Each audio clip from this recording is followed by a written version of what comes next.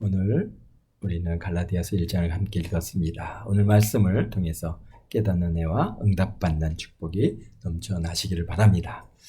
그동안 고린도 전후서를 함께 읽어나갈 수 있는 은혜를 주셨음을 감사드립니다. 이번 고린도 전후서를 통해서 사도 바울 목사님께서 참 그릇된 길로 가는 고린도 교회 안에 있는 그릇된 길로 가는 교인들을 바로잡고 바르게 인도하고자 얼마나 간절함을 가지고 고린도 전후서를 기록했는지를 알게 하심을 또 감사를 드립니다. 벌써 여러 번 고린도 전후서를 우리가 함께 나누고 있는데요. 나눴었는데 참 이번에는 더 특별하게 하나님께서 그런 바울 사도 목사님의 그런 심정, 그 마음, 참 예수님의 마음 이런 것들을 더 이렇게 경험하고 알게 해주시는 그런 특별한 시간들이었습니다. 그래서 저는 정말 감사하고 또 더 감사하고 있습니다. 그래서 그분이 얼마나 고린도 교회 성도들에 향한 그 사랑이 얼마나 컸는지 참 그러면서도 오늘 우리가 읽은 이 갈라디아서와는 좀 그러한 뉘앙스가 다른 것이 훨씬 더 고린도 전후서를 보면은 훨씬 부드럽습니다. 훨씬 더 이렇게 직설적이지 않고 내가 어쩔 수 없어서 이렇게 한다라고 그렇게 얘기하시는 그런 바울 사도의 마음. 그런데 오늘 이제 우리 갈라디아서는 아주 굉장히 직설적입니다. 굉장히 강하고 직설적이고 여기서 우리가 같이 읽어봐 또 알겠지만은 계속해서 저주를 받을지어다 그러면서 반복적으로 그렇게 말씀하실 정도로 굉장히 어조가 굉장히 강한 성경이고 또 어떤 면에서 굉장히 심플합니다. 그래서 우리에게 있어서 이 복음의 그러한 그 진리가 얼마나 심플한 것이고 굉장히 이게 이러도 되고 저러도 되고 이런 거고 저런 거고 그런 게 아니라 아주 그냥 단순하게 오직 십자가 오직 예수님의 보혈의 피 딱 그렇게 분명하게 그것을 향해서 가고 있는 그런 성경이 갈라디아서입니다. 그래서 사도 바울 목사님의 말씀을 통해서 역사하시는 예수님의 성품과 사랑과 오래 참음을 갖다가 경험하는 그런 성경이 고린도 전후서였다고 보아집니다. 오늘부터 읽어가는 우리 갈라디아서는 역시 1차 갈라디아서는 고린도 전후서의 기록 시기보다도 훨씬 더 앞서 있는 성경입니다. 왜냐하면은 우리 갈라디아서는 1차 복음 전도 여행을 통해서 세워진 갈라디아 지역의 교회들에게 1차 복음 전도 여행을 마치고 나서 그 다음에 예루살렘 공회를 다녀온 다음에 기록해서 보내는 편지이다 보니까 굉장히 그 초기 편지라고 봐질 수 있습니다. 그렇습니다.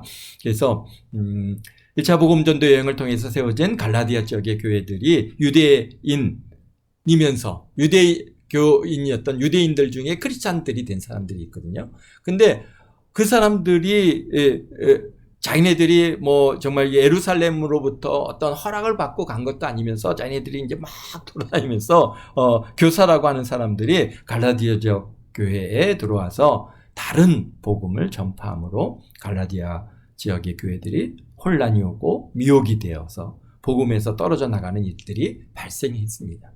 그래서 다시금 구원론을 갖다가 확립하고 유대교와 유대인들이 들고 들어온 거짓된 구원론을 또 율법주의를 강력하게 배격하는 그러한 그래서 다른 서신에 비해서 발견할 수 없을 정도로 강한 어조로 몇 번에 걸쳐서 반복해서 저주를 받을 자, 다른 복음을 전하면 저주를 받은 자라 강력하게 책망하고 계십니다.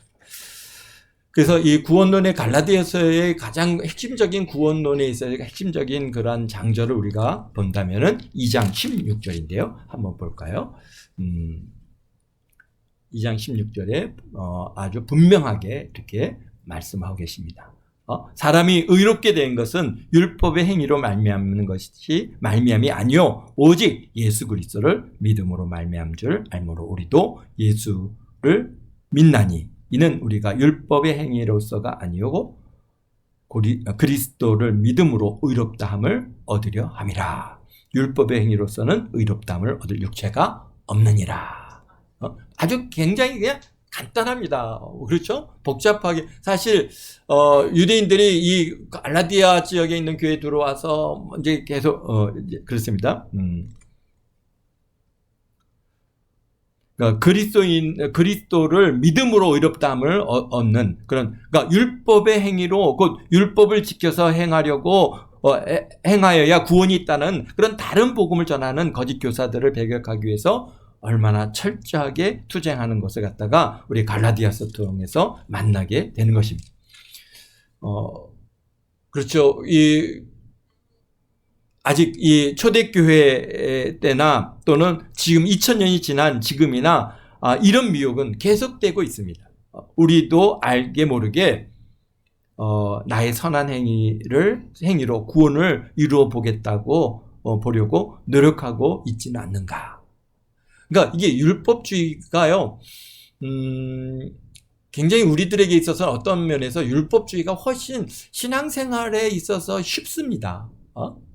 은혜로 성령을 받고 성령의 은혜를 경험한 사람들의 경우에는 사실 율법주의는 우리에게 큰 그런 것이 도전이 되지 않지만은 그러나 그런 은혜 경험들이 부족한 사람들에게 있어서는 이게 율법적으로 교리적으로 딱 이게 뭐뭐 하면 되고 뭐뭐 하면 안 되고 딱 이렇게 정해 놓으면은 나는 요거 했으니까 주일날 주일 예배 참석하면 되고 주일 예배 참석 안 하면 안 되고 딱 그렇게 이제 정해 놓고 나서 주일 예배를 참석했으니까 나는 이제 안전하다. 그러면서 그냥 제약된 길로 그냥 그릇된 삶을 살다가 주일날만 딱 와서 거룩거룩 한다면은 사실은 그것이 율법주의일 수도 있고요. 또 그뿐만이 아니라 많은 것들이 있죠. 하여튼간 이런 율법적으로 뭔가를 딱 세워놓고 이건 하면 안 돼. 이건 하면 해도 돼. 이렇게 하면은 사실은 어떤 면에서는 신앙생활 하기가 편할 수도 있습니다. 왜?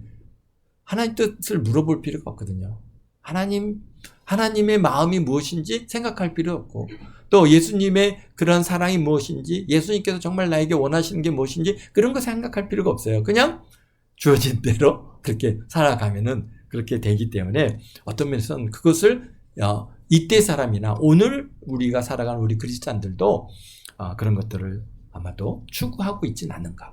너무 고민이 많고 이게 이래도 되나 안 되나 이렇게 하나님의 뜻을 갖다가 묻고 하나님과 교제하면서 살아가는 우리 신앙의 그런 은혜가 있는 사람들은 당연하죠. 그렇게 해야 당연한 것이고 그것이 훨씬 더 주 안에서 자유함을 얻고 우리가 기쁨이 있고 위로가 있고 훨씬 더 어떤 면에서 쉽습니다. 그런데 그런 하나님의 은혜의 경험들이 없는 사람들은 어떻게 그걸 알아요? 알 수가 없잖아요. 그러니까 자꾸 그냥 자기가 만들어 놓은 틀을 갖다가 만들게 되는 것입니다.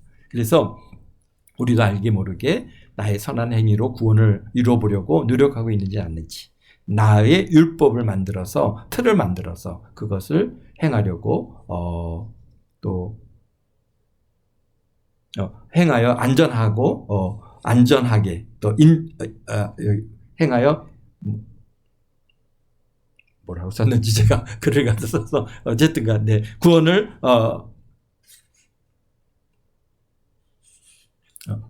뭔가 그렇게 자기가 해놓은 그러한 글을 행함으로써 내가 이제 난 구원받을 수 있다라고 하는 뭔가 그렇게 안정감을 갖고자 하는 그런 사람들이 오늘날에도 있을 수 있는 것입니다. 그래서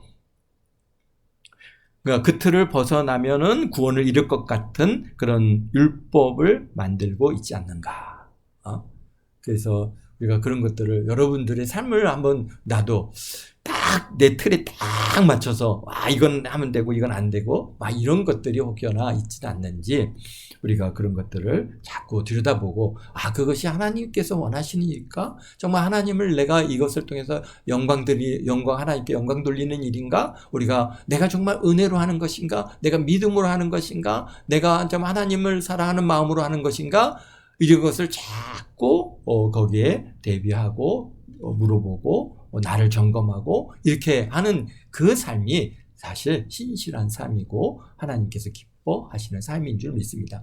뭘 했다고 해서 하나님께서 기뻐하고 뭘 안 했다고 해서 하나님께서 진노하시고 그런 우리 하나님은 아니신 것 같아요. 지금까지 이제 처음에도 저는 막 이제 그런 것들이 훨씬 강했었는데요. 근데 이제 신앙생활이 연륜이 오면서 정말 내가 하나님을 기쁘시게 하는 것은 정말 믿음으로 행하는 것이 아니고는 사실은 뭘 했다고 하나님께서 기뻐하시고 뭘 했다고 안 했다고 하나님께서 이렇게 진노하시고 그런 하나님은 아니시다는 거죠. 그러나 정말 내가 뭘 해도 믿음으로 행하느냐, 뭘 안 해도 정말 믿음으로 행하느냐, 하나님의 말씀에 따라서 내가 안 하느냐, 이런 것들이 중요하다라고 하는 것을 자꾸 경험하게 됩니다. 그렇습니다.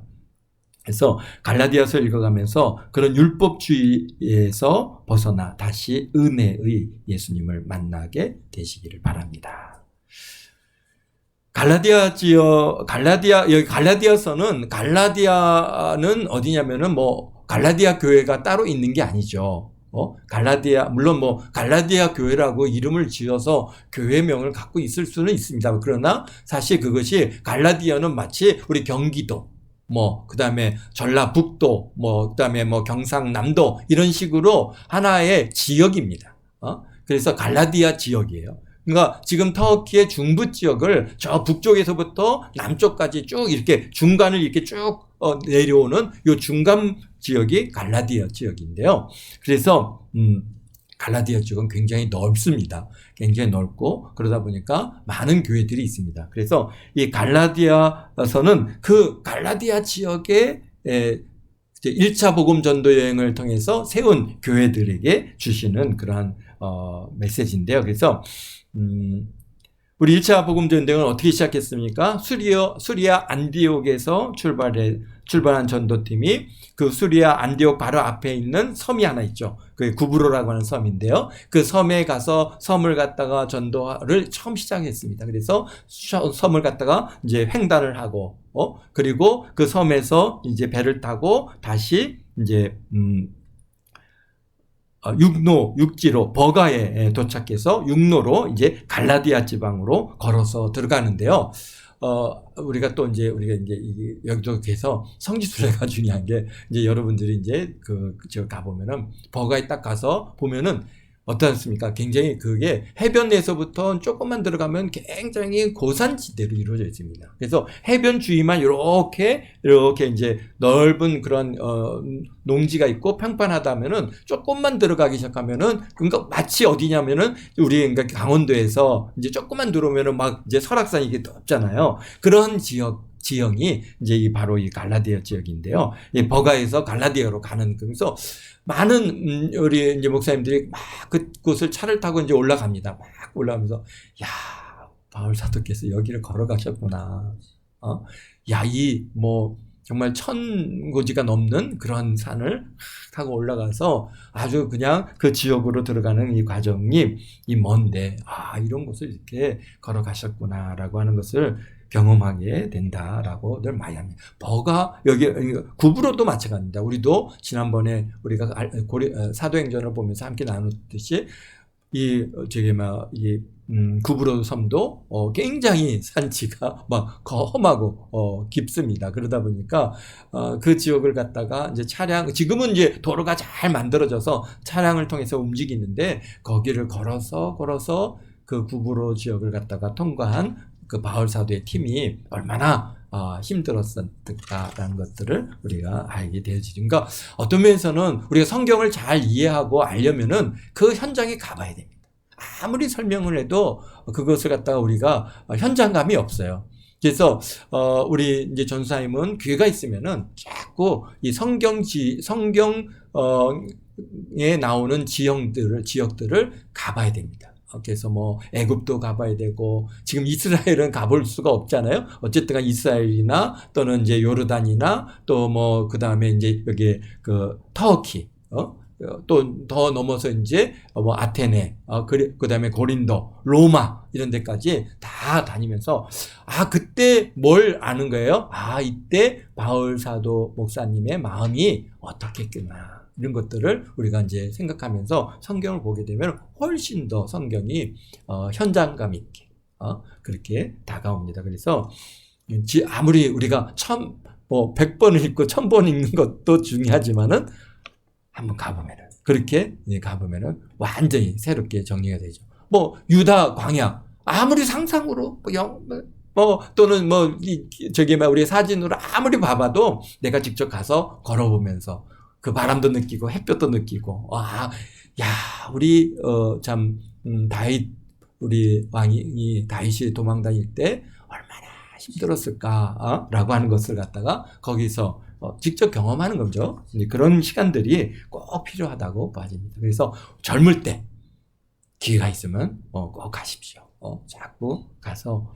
근데 지금 사실 이제 신대원을 졸업하는 시기에 성지순례가 있는데 그런데 지금 이스라엘이 저렇게 전쟁 중이라서 참 어떻게 참 안타깝습니다. 어떻게 잡혔어요? 아직 없어요. 그렇죠. 네, 예, 감사합니다. 그러나 안 되면은 개별 혼자라도 이제 열심히 모으셔서 혼자라도 이렇게 요새 보니까 유튜브에 사람들이 혼자 개인 이렇게 하면서 거기에 이렇게 저렴한 숙소에서 자면서 그러면서 여행을 다니시는 걸 보는데요. 훨씬 더 그런 것들이 더 가치가 있을 것 같아요. 물론 같이 다녀도 좋지만은 혼자서 한번 가보고 또 이렇게 단체로 가면은 내가 깊이 묵상할 시간이 없어. 자꾸 움직이니까. 그런데 이제 혼자 가서 어디에 가든지 성지에 그런 위치에 가서 앉아서 깊이 묵상하고 하나님과 대화하고 그것들을 갖다가 이렇게 기록하고 그렇게 해서 앞으로 우리 평생 목회할 텐데 아주 중요한 그러한 기름이 또 그런 어떤 재료가 또는 역사가 있을 줄로 믿습니다. 네. 그렇습니다. 이게 사도행전 우리 한번 볼까요? 우리 이제 갈라디아서를 갖다가 읽기 전에 우리 사도행전 어떤 일이 있었나? 1차 복음 전도행 때 갈라디아 지역에서 우리 바울 사도가 왜 이렇게 우리 갈라디아서에 나올 만큼 그들을 향한 그 열정과 사랑이 왜 이렇게 넘쳤는지 우리가 그런 것들을 갖다가 한번 좀 발견하게 되는데요. 우리 사도행전 13장을 가서 보면은 이제 바울과 바나바가 이제 수리 안디옥을 떠나서 이제 구브로를 통과하고 그리고 이제 어디로 갑니까? 버가로 들어가서 거기에서 14절에 보면은 13장 14절에서 보면은 이제 비시디아 안디옥에 이르게 됩니다. 비시디아 안디옥부터 이제 갈라디아 지방이고 지금 이 갈라디아서가 이제 이 비시디아 안디옥부터 이제 속하는 그러한 글인데요. 그러다 보니까 이 비시디아 안디옥에서 이제 들어가서 설교를 갖다 첫 번째 이제 여기 보니까 길게 이제 설교를 갖다가 안식일에 회당에 들어가서 복음을 전합니다. 그 복음의 내용들은 우리가 쭉 읽어 보면은 그러면 결국은 뭐냐? 바로 성경에 기록된 대로, 성경에서 말씀하신 대로 바로 예수님께서 이 땅에 오셨다. 그러면서 여기서 27절에 그다음에 선지자의 말을 응하셨다. 그러면서 28절에 지금 사도행전 13장입니다. 28절에 성경에 그들이 28절에 죽일 죄를 하나도 찾지 못하였으나 빌라도에게 죽여달라 하였으니 성경에 그들을 가리켜 기록한 말씀을 다 응하게 한 것이다. 그러니까 지금 이 성경은 뭡니까? 구약 성경입니다.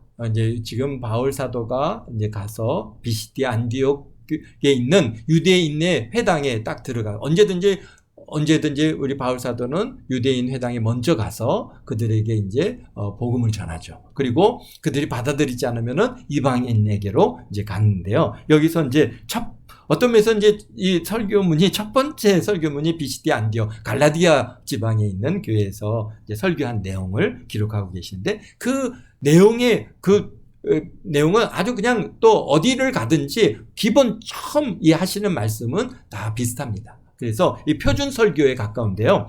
그래서 뭐냐면은 바로 성경에 기록된 대로, 성경에 말씀하신 대로, 성경의 말씀이 응하였고 성취됐고 성경에 그들의 가르쳐준 말씀을 다 응하였다. 그러면서 이제 30절 하나님이 죽은 자 가운데 그를 살리신지라. 그분 거기서부터는 이제 훨씬 더 이제 지금의 상황을 복음으로 향해 가고 있는 것이죠. 갈릴리로부터 예루살렘에 함께 올라간 사람들에게 여러 날 보이셨으니 그들이 이제 백성 앞에서 그의 증인이라. 바로 너희들이 유대인들이 그 예루살렘에 있던 그 사람들이 죽였던 그 예수님께서 이제 죽으셨지만 성경에 이른 대로 그것을 응하기 위해서 그를 갖다가 죽어서 후에 나무에서 내렸다가 무덤에 두었으나 하나님께서 죽은 자 가운데서 그를 살리셨다. 그것을 갈릴리로부터 예루살렘에 함께 했던 그 많은 예수님의 제자들 또 500명이 넘는 그 무리들에게 다 보이셨지 않습니까? 바로 그래서 사람들에게 여러 날 보이셨으니 그들이 이제 백성 앞에서 그의 증인이라. 우리도 조상들에게 주신 약속을 너에게 전파하노니 곧 하나님이 예수를 일으키사 우리 자녀들에게 그 약속을 이루게 하셨다 함이라. 그러면서 시편 말씀을 또 인용합니다. 너는 내 아들이라. 오늘 내가 나왔다. 또 시편 다른 시편을 들어서 또 주의 거룩한 자로 썩음을 당하지 않게 하시리라 한다. 시편 16편 10절 말씀을 또 인용한. 그래서 사실 왜 계속 구약을 갖다 인용하냐면은 사실 거기는 유대인의 회당이거든요. 그러니까 그들은 다 구약의 말씀들을 갖다가 다 아니까 이 말씀들을 인용하고 계십니다. 그러면서 38절에 이렇게 말씀. 그러므로 형제들아 너희가 알 것은 이 사람을 힘입어 죄 사함을 너에게 전한 이것이며 또 모세 율법으로 너희가 의롭다 하심을 얻지 못하였던 모든 일도 이 사람을 힘입어 믿는 자마다 의롭다 하심을 얻는 이것이라. 그렇습니다. 이제 복음이죠. 바로 예수님을 믿음으로써 너희들이 의롭게 되는데 너희들이 모세를 통해서 주신 율법을 갖다가 그렇게 지켜서 의로워지려고 했지만 율법으로 의롭게 된 육체는 하나도 없는 거 아닙니까? 그렇기 때문에 너희들이 그렇게 얻지 못했던 모든 일에 이 사람을 힘입어 믿는 자마다 의롭다 하심을 얻는 이것이다 라고 그 복음을 갖다가 이제 전하십니다. 그래서 그로 인해서 이제 많은 무리들이 바울 사도를 따르게 됐고 유대인 중에서도 따르는 사람이 있고 또 이제 유대교로 들어온 경건한 사람들이 그러한 복음을 받아들이고 예수님 이제 바울 사도를 따르게 됐어요. 근데 결국은 이제 유대인들 중에 그것을 받아들이지 못하는 사람들은 이제 시기 질투해서 막 자꾸 좀 예수님을 바울 사도를 따르는 무리들이 커지니까 이제 거기서 문제를 일으켰죠. 그래서 그들을 갖다 돌로 치려고 해서 결국은 이제 비시디 안디옥을 떠나서 이고니온으로 이제 옮겨가게 됐습니다. 근데 이고니온에 또 두 사도가 어떤 일이 있었냐면요. 이고니온에서는 네.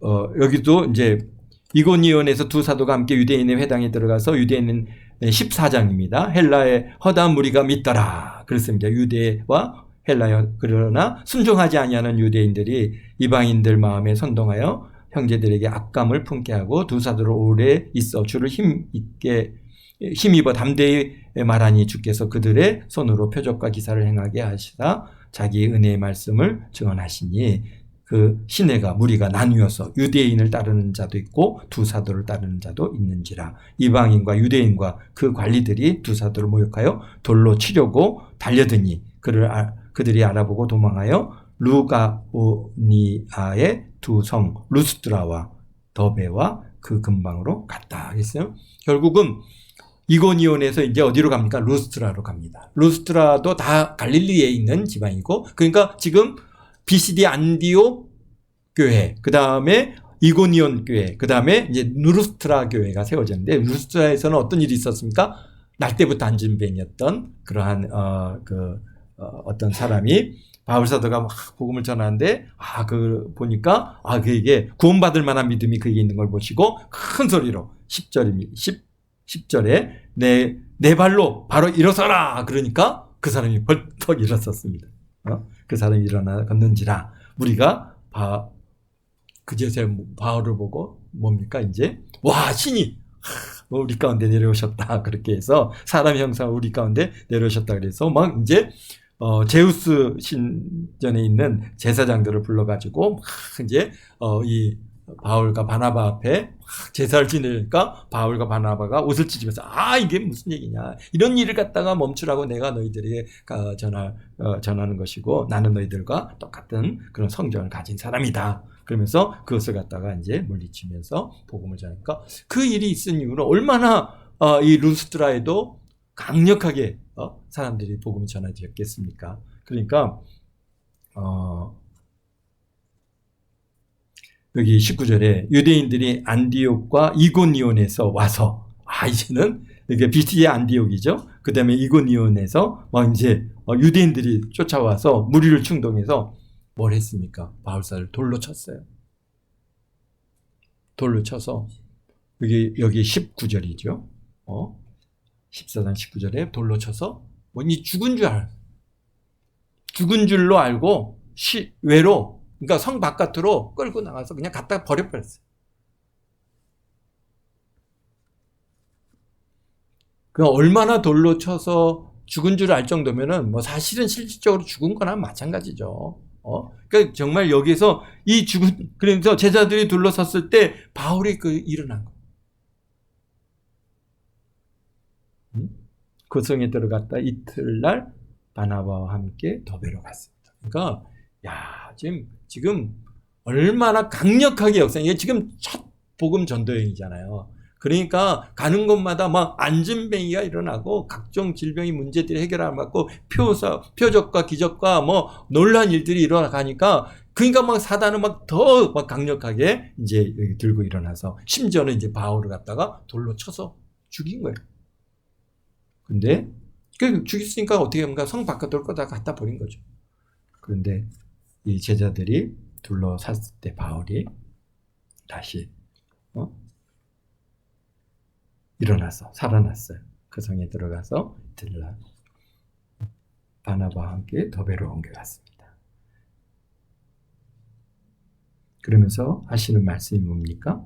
여기 22절에 제자들의 마음을 굳게 하여 이 믿음에 머물러 있으라 권하고, 또 우리가 하나님의 나라에 들어가려면 많은 환난을 겪어야 할 것이다 하고 각 교회의 장로들을 택해서 세웠습니다. 그리고 금식 기도를 하며 그들이 있는 주께 그들을 위탁하고 BCD 안디옥 가운데 지나서 밤빌리아로 이르러 22절에 다시 버가로 와서 버가에서 아달리아에서 배를 타고 이제 원래 수리아 안디옥으로 돌아오는 1차 복음 전도행을 그렇게 마무리하게 됐습니다.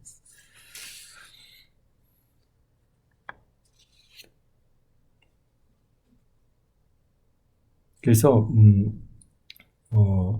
바울 사도에게는 첫 선교 여행에 세운 교회들이기에 아마도 더 특별한 애정을 가지고 있었고, 이곳에서 또 누굴 만났습니까? 디모데를 만났죠. 그래서 평생을 함께하는 귀한 동역자를 갖다 만나는 특별한 그런 선교 여행이 바로 1차, 물론 이제 2차에서 우리 디모데를 했지만 어쨌든가 그 1차 복음 전도 여행 지역이 갈라디아 교회입니다. 그래서 그러나 유대인들은 특히 유대교를 믿다가 크리스찬이 되었다고 하는 사람들 중에는 옛 유대교의 정통을 갖다가 벗어버리지 못하는 사람들이 당시에 꽤나 많이 있었던 것을 우리가 알습니다. 특별히 뭡니까?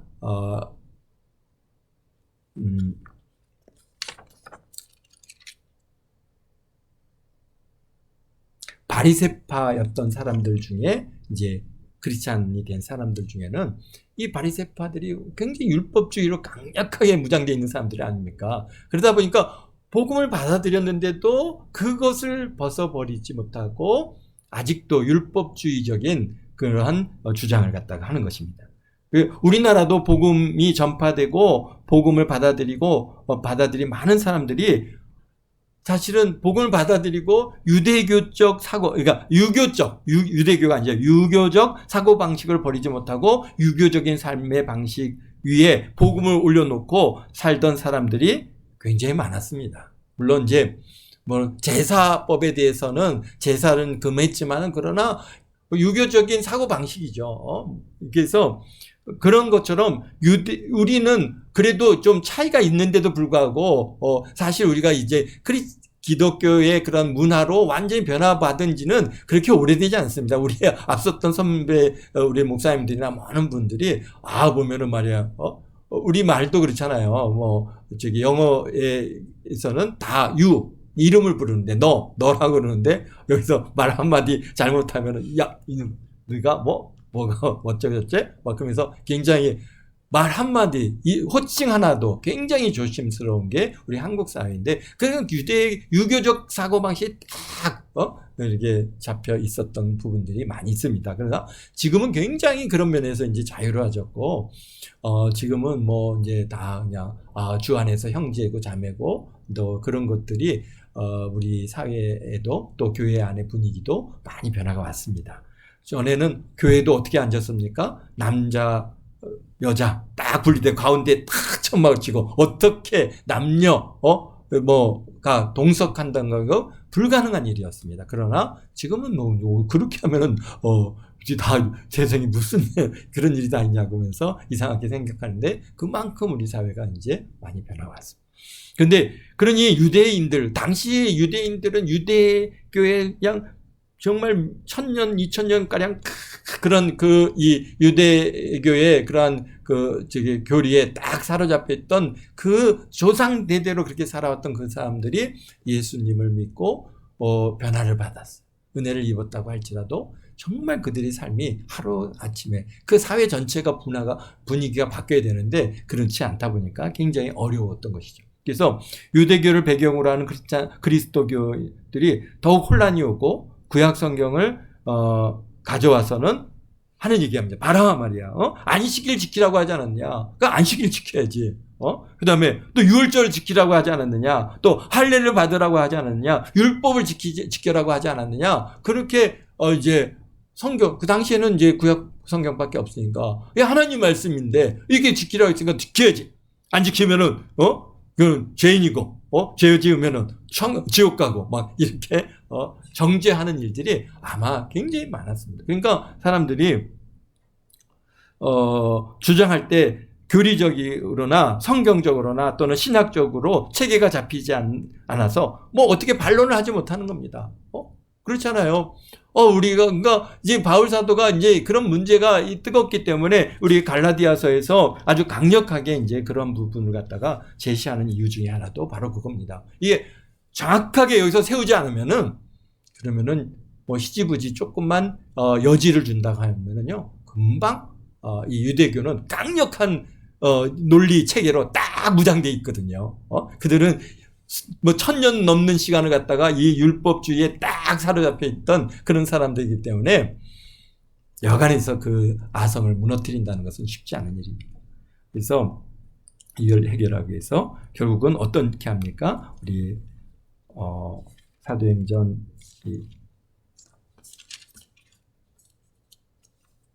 15장에 보면은 결국은 49년도에 예루살렘에 공회를 엽니다.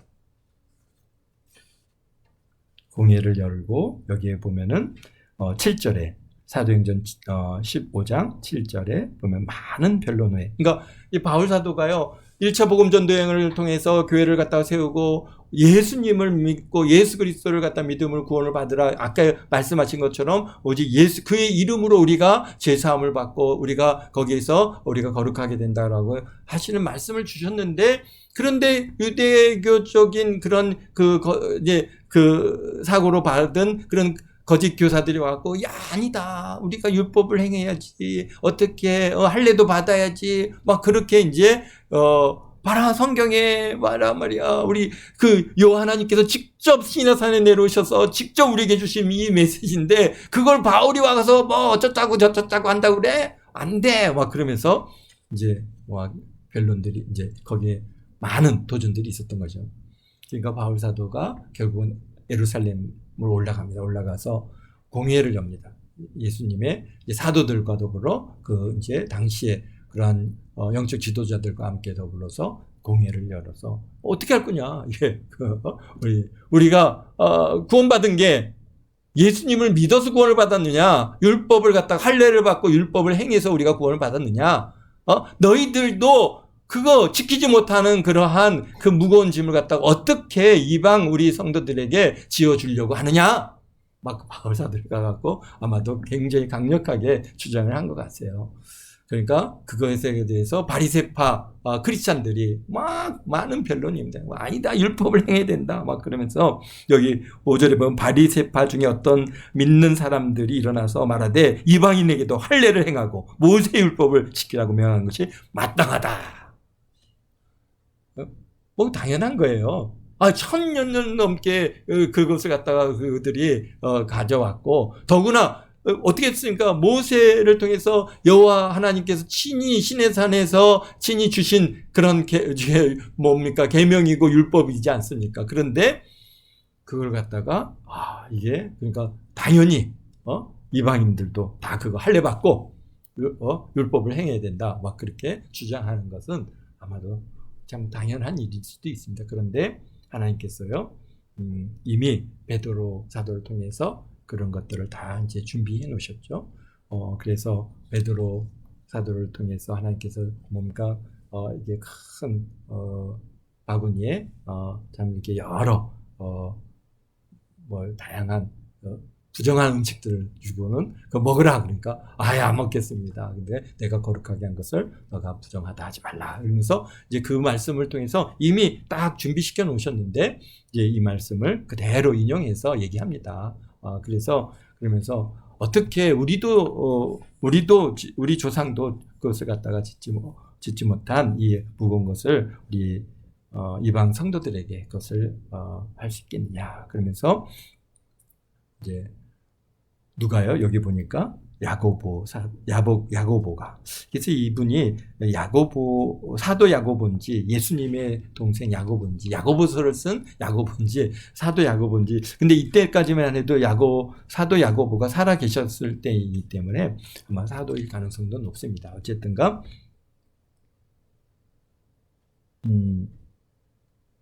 우리 사도 야고보는 이미 그 전에 돌아가셨나요? 내가 그걸 갖다 준비를 잘 못했습니다.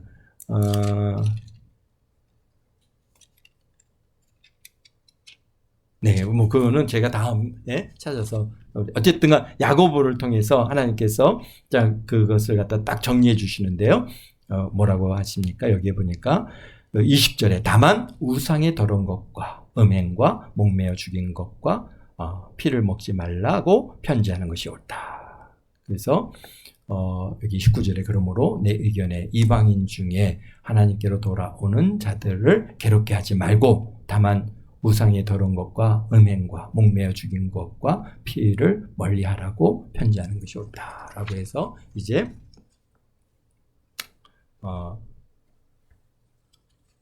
우리 자유함을 주셨습니다. 그래서 오늘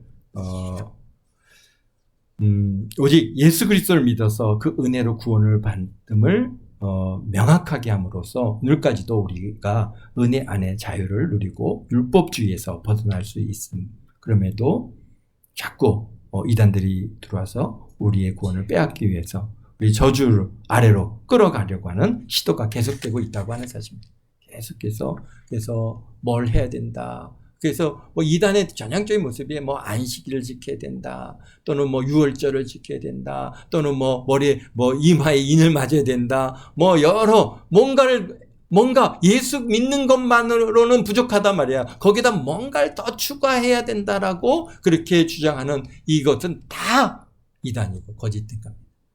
그것이 초대교회도 있었고 오늘날에도 변함없이 계속해서 사람들을 갖다가 미혹하고 있습니다. 그렇죠? 우리가 예수 믿는 것만으로 뭔가 예수님 내 마음에 오셨어요.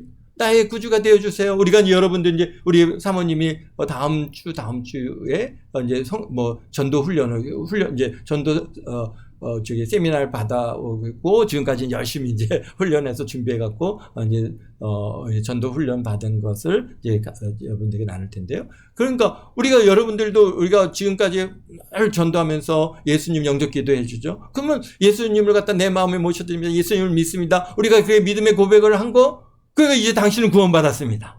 하나님의 자녀가 되셨습니다.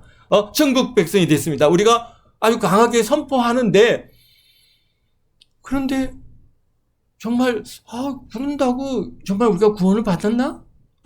뭔가 거기에 그것만 안 되고요. 그러니까 이제 앞으로 꼭 교회 나오셔야 됩니다. 교회 안 나오면은 안 됩니다. 우리가 이제 거기다 하나를 더 추가하죠. 그 다음에 주일 꼭 예배 드려야 됩니다. 그것도 좀 부족한 건데, 그러니까 꼭 11조 해야 됩니다. 또, 그것 갖고도 좀 안 될 것 같아. 그러면 이제, 금식기도 해야 됩니다. 우리가 자꾸 거기다 뭔가를 갖다 자꾸 이게 붙여 나간다는 거죠. 이게 그때나 지금이나, 또, 우리나 그분들이나 큰 차이가 없습니다. 그래서 우리가 이 말씀을 자꾸 읽고 우리 마음에 그것을 새겨야 되는 가장 중요한 이유는 바로 이 말씀에서 벗어나지 않는 거예요. 우리가 오직 예수 그리스도를 믿음으로 구원을 받는 것이지 우리 행위로 우리가 구원받는 거 아니다라고 오늘 갈라디아서 1장은 오늘 우리에게 말씀해 주신데, 앞으로 이제 우리가 갈라디아서를 갖다가 계속 읽어가면서 그 말씀의 의미들을 더 마음에 새겨보고자 합니다. 여러분들도 정말 주 안에서 자유문을 주시고요. 예수님을 영접한 이 사건이 그게 그냥 그럴 수도 있고 아닐 수도 있고 이런 일이 아닙니다. 그거는 기적적인 일이고, 여기에서 말씀하신 것처럼 보면은 여기에 사도행전 13장 48절에 이런 말씀이 있습니다. 이방인들이 듣고 기뻐하여 하나님의 말씀을 찬송하며 영생을 주시기로 작정된 자는 다 믿더라. 그러니까 이 믿음이라는 게 사도행전 13장 48절입니다. 여러분들이 복음을 전해보시면 알겠지만은 준비된 영혼들이 있어요. 그러니까 사실은 우리가 준비된 영혼이라고 얘기하지만 사실은 어떻답니까? 그들은 영생을 주시기로 작정된 그런 사람들이. 그럴 때 그 사람들은 다 예수님 영접합니다. 그리고 이제 그 다음에 삶은 이제 그것은 주님 손에 올려드리는 것이죠. 주님 어쨌든간 참 예배자의 삶을 살아갈 수 있도록 주님 도와주시옵소서. 근데 우리가 엄격하게 얘기한다면은 예수님을 영접할 때 하나님의 자녀가 된 것이고 구원을 받은 것입니다. 그 다음은 우리가 다 은혜, 하나님 구원해 주신 은혜에 감사해서 주일 예배도 드리는 것이고 우리가 다 은혜로 하는 것이지, 그걸 해야 구원이 있는 거, 사실은 우리가 거기서는 참 조심스러운 일이라고 하는 것을 다 잊지 마시고, 여러분들이 복음을 전할 때 참 이렇게 예수님을 영접시켰는데 교회를 안 나면 이 사람이 구원을 받을 수 있을까? 구원을 받습니다. 예수님을 영접했으니까. 그가 나중에 예수님을 또 부인한다면 또 모르겠지만은, 부인하지 않는 이상은 그를 어떻게 했습니까? 예수님을 구주로 영접. 그러니까 우리가 자꾸 길어지는데 죄송합니다. 이게 오래 전에 교회 나간 전에 그런 사람들도 예수님이 어디 계십니까? 그럴 때 내 마음속에 계십니다. 그럼 고백하는 사람들이 있습니다. 그런데 그 사람들이 지금 예배에 참석을 하지 않았다 해서 당신은 구원받지 못했다, 우리가 그렇게 얘기할 수 없는 것이죠. 그러니까요, 예수님을 구주로 영접하고 살아가는 그것이 첫 번째입니다. 우리가 그래서 근데 이제 그런 은혜를 경험하면은 당연히 또 우리가 주님 앞에 나와 함께 예배하는 삶은 결국은 우리가 다 하나님 앞에 상급 쌓는 삶이지, 이게 구원과 아주 그냥 중요한, 이게 구원 받았느냐 못 받느냐, 그것은 예수님이 영접했느냐 안 했느냐 중요한 것이고, 나머지는 다 우리가 은혜로 살아가는 것이고 하나님 나라에 우리가 상급을 쌓아가는 그런 삶이라고 하는 이 사실을 우리가 그래서 주 안에서 여러분들이 자영을 누리시고, 내가 이렇게 했다가 또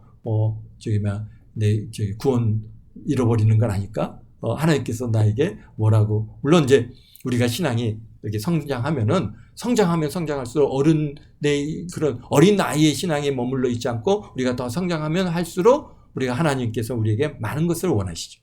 그런데 그러에 따르지 못하면은 그에 대한 책망은 있죠.